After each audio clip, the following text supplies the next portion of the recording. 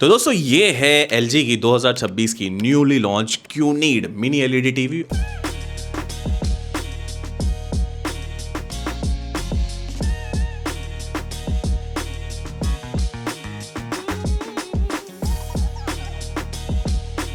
और ऑनेस्टली ये टीवी को देख के सबसे पहला मेरा क्वेश्चन ये आया ना, क्या सिर्फ मिनी एलईडी लिख देने से टीवी प्रीमियम बन जाती है या फिर एक्चुअली अपने कॉम्पिटिटर जैसा भी मिनी एलईडी में आपको TCL, हाइजन, आपको ल्यूमियो देखने मिल जाती है, बहुत सारी है। पिछले कुछ सालों में ना मिनी एलईडी काफ़ी ज़्यादा अफोर्डेबल हो गई है भाई। पहले मिनी एलईडी सिर्फ एक फ्लैगशिप मॉडल मानी जाती थी, लेकिन अब ये 50 से 60 हज़ार के सेगमेंट में भी एक ऑप्शन अपने को देखने मिल रहा है और LG भी मिनी एलईडी ये प्राइस सेगमेंट में।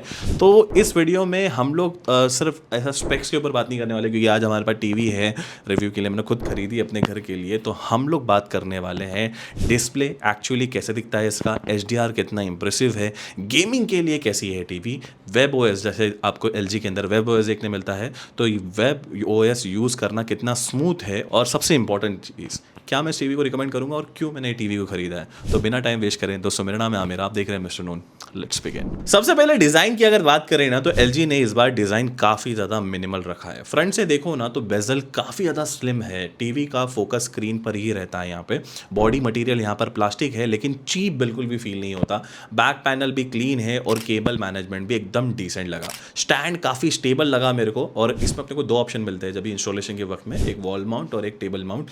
तो कोई भी अगर टीवी ले रहा है तो मैं उनको बोलूँगा कि भाई पहले तुम एक वॉल माउंट ही लेना, क्योंकि ये बड़ी टीवी का जो वॉल माउंट है वो 4-4.5 हज़ार का आता है इन फ्यूचर अगर आपको वॉल माउंट करनी पड़ी। क्योंकि टेबल पे माउंट करोगे तो टेबल माउंट आपको 1000 के नीचे ही देखने मिल जाएगा। तो लोग दो ऑप्शन देते हैं और दोनों में से कोई भी ऑप्शन फ्री रहता है। अगर आप वॉल माउंट करते हो तो टीवी और भी ज़्यादा प्रीमियम लगती है। ओवरऑल डिज़ाइन फ्लैशी नहीं है, लेकिन बहुत ज़्यादा क्लीन है, और ऑनेस्टली मुझे पर्सनली इस टाइप की डिज़ाइन ज़्यादा पसंद आती है। अब आते हैं टीवी के बिगेस्ट हाईलाइट पे, वो है इसकी डिस्प्ले। ये एक मिनी एलईडी है। सबसे पहले ना एक चीज़ क्लियर कर देता हूँ, मिनी एलईडी ऐसे अलग से कोई टेक्नोलॉजी नहीं है, ये अभी भी LCD पैनल ही होती है। डिफरेंस सिर्फ बैकलाइट का होता है। नॉर्मल एलईडी टीवीज में बड़े बड़े एलईडी यूज होते हैं, मिनी एलईडी टीवीज में बहुत छोटे छोटे एलईडीज यूज किए जाते हैं, इसलिए टीवी की इमेज कंट्रोल करने में ज़्यादा प्रिसिशन मिलती है। रिजल्ट क्या होता है, जैसे आपको बेटर कॉन्ट्रास्ट, बेटर HDR और डार्क सीन्स में बेटर ब्लैक्स देखने मिलेंगे। ये टीवी 4K रेजोल्यूशन के साथ आती है और 55 इंच के साइज पे पिक्सल बिल्कुल विजिबल नहीं होते। नेटफ्लिक्स, प्राइम वीडियो, यूट्यूब सब कंटेंट काफी शार्प दिखता है। अब बात करते हैं पिक्चर क्वालिटी की, और ऑनेस्टली टीवी देखने के बाद ना पहला इंप्रेशन मेरा बहुत ज्यादा पॉजिटिव था। कलर काफी वाइब्रेंट है, लेकिन ओवर सैचुरेटेड बिल्कुल फील नहीं होते।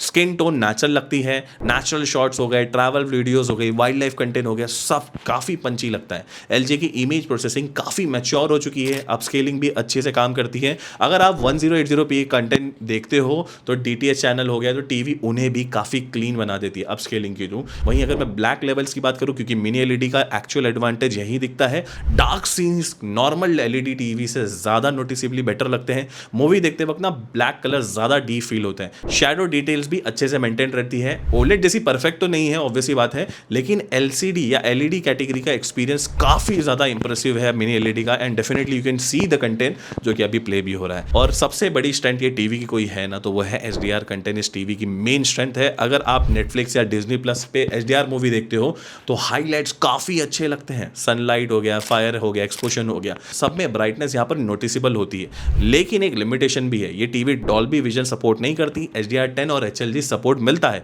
और अगर डॉल्बी विजन आप लोग के लिए एक इंपॉर्टेंट फीचर है तो ये पॉइंट डेफिनेटली कंसिडर करना। ब्राइटनेस की बात करो तो डे टाइम व्यूइंग के लिए ब्राइटनेस काफी ज्यादा सफिशिएंट लगी मुझे। लिविंग रूम में भी स्क्रीन बहुत इजीली विजिबल रहती है। वैसे अभी मैं शूट कर रहा हूँ तो भाई स्टूडियो की यहाँ पर लाइटिंग्स है, बहुत सारी सॉफ्ट बॉक्स लगे हुए, दो पीछे साइड में लाइट लगी है। रिफ्लेक्शन हैंडल बहुत डिसेंट करती है। बहुत डायरेक्ट सनलाइट होना तो रिफ्लेक्शन आपको देखने मिलेगी, लेकिन नॉर्मल होम एनवायरनमेंट में तो ऐसा कोई भी इशू नहीं आने वाला। मोशन परफॉर्मेंस भी बहुत ज़्यादा डिसेंट है। स्पोर्ट देखते वक्त ना बॉल ट्रैकिंग अच्छी रहती है, मूवी बहुत स्मूथ लगती है। लेकिन एक चीज़ याद रखना, इसका नेटिव पैनल तो 60 हर्ट्ज का ही है ना, तो अगर आप स्पेसिफिकली 120 हर्ट्ज वाली गेमिंग या फिर अल्ट्रा स्मूथ मोशन एक्सपेक्ट कर रहे हो तो ये टीवी उस कैटेगरी की नहीं है। गेमिंग के लिए LG ने काफ़ी यूजफुल फीचर दिए, जैसे कि जिसके अंदर ALLM मिलता है, auto low latency mode, VRR भी सपोर्टेड देखने मिलता है, गेम ऑप्टिमाइजर भी अवेलेबल है, इनपुट लैग भी काफी इंप्रेसिव फील होता है। PS5 और Xbox दोनों के साथ कैजुअल गेमिंग एक्सपीरियंस बहुत अच्छा रहने वाला है, लेकिन 4K 120 हर्ट्ज का सपोर्ट नहीं है। कॉम्पिटिटिव गेमर्स को शायद हायर मॉडल देखना चाहिए, लेकिन अगर आप मेनली स्टोरी गेम खेलते हो जैसे कि स्पाइडरमैन हो गया, गॉड ऑफ वॉर हो गया, फ्रोजा हो गया, तो एक्सपीरियंस काफी एंजॉयबल रहने वाला है आप लोग का। और बिलीव मी, आप बहुत सारे लोगों को तो पता ही नहीं होगा कि 120 हर्ट्ज वाले गेम कितने लोग खेलते हैं। अब सॉफ्टवेयर की अगर मैं बात करूं तो LG का जो वेब OS है ऑनेस्टली मुझे काफ़ी ज़्यादा पसंद आया। एनिमेशन बहुत ज़्यादा स्मूथ है, ऐप बहुत क्विकली ओपन होता है, Netflix, prime video, YouTube, Hotstar सब प्रॉपरली अवेलेबल है, गूगल कास्ट भी है, एप्पल का एयरप्ले भी मिलता है और LG की थिंक्यू इकोसिस्टम का भी सपोर्ट देखने मिलता है। ओवरऑल सॉफ्टवेयर एक्सपीरियंस बहुत ज़्यादा फास्ट और पॉलिश था। एक चीज़ ध्यान में रखना, LG के साथ जो मैजिक रिमोट एक्सपेक्ट कर रहे हो ना, वो आपको इसके अंदर नहीं मिलने वाला है, उसके लिए शायद आपको 1900 रुपये और स्पेंड करने पड़ेंगे। AI फीचर्स की अगर मैं बात करूं तो LG ने इस बार AI पे काफी ज्यादा फोकस किया है। AI पिक्चर ऑप्टिमाइजेशन हो गया, AI साउंड हो गया, AI चैट बॉक्स और वॉइस कंट्रोल भी देखने मिलता है, ये सब फीचर अवेलेबल है। पर्सनली मुझे ना AI पिक्चर काफी यूजफुल लगा, लेकिन बाकी AI फीचर ऑप्शनल है भाई, डेली यूज में ये हर फीचर आप यूज ही नहीं करोगे डेफिनेटली। कितने लोग यूज करेंगे, क्योंकि मेरे को खुद को उनको ढूंढने में टाइम लगा कि चैट बॉक्स कौन यूज कर रहा है इतना। वहीं ऑडियो की बात करूँ तो आपको टोटल स्पीकर का आउटपुट 20 वॉट है, डायलॉग क्लैरिटी ना बहुत अच्छी है, news, YouTube, normal TV watching सब एकदम ना कंफर्टेबली हो जाता है। बेस एवरेज है, मैं बोलूंगा कि ऑडियो बहुत क्लियर है। अगर तुम मूवी फ्रीक्वेंटली देखते हो और तुमको थोड़ा सा लाउड, थोड़ा पंची, थोड़ा बेसी साउंड पसंद है तो डेफिनेटली मैं रिकमेंड करूंगा कि फ्यूचर के लिए एक साउंड बार तुमको ऐड करना पड़ेगा। वहीं कनेक्टिविटी की अगर मैं बात करूं तो पोर्ट्स की बात करें तो 3 HDMI आपको पोर्ट्स मिलती है, USB पोर्ट भी मिलती है, ब्लूटूथ भी है, वाईफाई भी है, EARC भी अवेलेबल है। नॉर्मल यूज के लिए कनेक्टिविटी सारी सफिशिएंट है, कुछ भी यहाँ पर कमी नहीं है। बट हाँ, डेफिनेटली 120 हर्ट्ज वाला अपने को कनेक्टिविटी ऑप्शन नहीं मिलता। और एक चीज बताऊंगा, मिनी LED होने के बाद भी इसका जो पावर कंजप्शन है वो काफ़ी ज़्यादा रीजनेबल है, और यहाँ पर LG की पैनल ऑप्टिमाइजेशन भी काफ़ी अच्छी लगी। तो ओवरऑल बोला जाए तो मेरे को डिज़ाइन में लुक वाइज काफ़ी ज़्यादा स्लीक लगी, और डेफिनेटली मैंने अपने हॉल के लिए इसको टीवी को लिया है, जहाँ पर मेरे को लगता है कि LG की जो पिक्चर क्वालिटी है वो आउटस्टैंडिंग है। तो ओवरऑल अगर मैं प्रोज इसके गिनाऊँ तो सबसे पहला पॉजिटिव पॉइंट मेरे को लगा कि इसकी मिनी LED की पिक्चर क्वालिटी आउटस्टैंडिंग है, एंड LG की एंट्री लेवल टीवी है मिनी LED पे।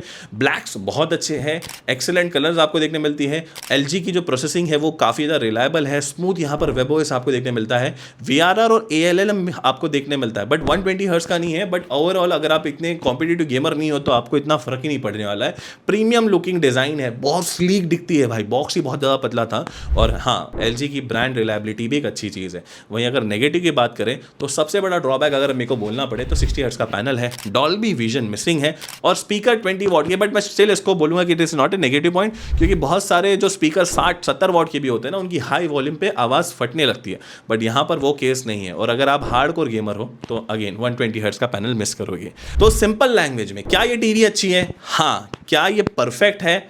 बिल्कुल भी नहीं। अगर आप एक रिलायबल मिनी LED टीवी चाहते हो, मूवी देखते हो, OTT कंटेंट कंज्यूम करते हो और कैजुअल गेमिंग करते हो, तो ये टीवी डेफिनेटली शॉर्ट लिस्ट में होना ही चाहिए। और मेरे ख्याल से अभी सेल आ रही है, जैसे कि फ्रीडम सेल आ रही है फ्लिपकार्ट पे, आगे बिग बिलियन डे सेल आने वाली है, ऑलमोस्ट अभी 55-56,000 के आसपास मिल रही है, and this is a crazy deal for this TV, LG की ब्रांड रिलायबिलिटी। लेकिन आप स्पेसिफिकली अगर 120 हर्ट्ज वाली फ्यूचर प्रूफ टीवी चाहते हो, मैं रिकमेंड करूंगा LG की आप हायर मॉडल्स की तरफ भी देख सकते हो। ओवरऑल LG की टीवी में ना आपको अननेसेसरी यहां पर कोई भी गिमिक नहीं देखने मिलेगा, ज्यादा फोकस यहां पर एक्चुअल व्यूइंग एक्सपीरियंस पे ही दिया है लोग ने, और इसी वजह से ये टीवी यूज़ करने में बहुत ज़्यादा प्रीमियम फील होती है। प्राइस भी यहाँ पर एग्रेसिव रखा है। यहाँ पर अगर ये टीवी सही प्राइस में मिलती है ना आपको, जैसा अभी मतलब 56,000 की है, और अभी फ्रीडम सेल है, आगे के अपने को बिग बिलियन डे सेल आने वाली है, तो ये अपने सेगमेंट में एक स्ट्रॉन्ग मिनी LED ऑप्शन बन सकती है, and that's the reason I bought this TV. And definitely मैं रिकमेंड करूँगा, प्रोडक्ट आपको टैक्स सेक्शन में देखने मिल जाएगा। अगर आप लोग को ये टीवी के रिगार्डिंग कोई भी क्वेश्चन डाउट्स है तो आप कमेंट सेक्शन में मेंशन कर देना, मैं कोशिश करूँगा उसका आंसर देने के लिए।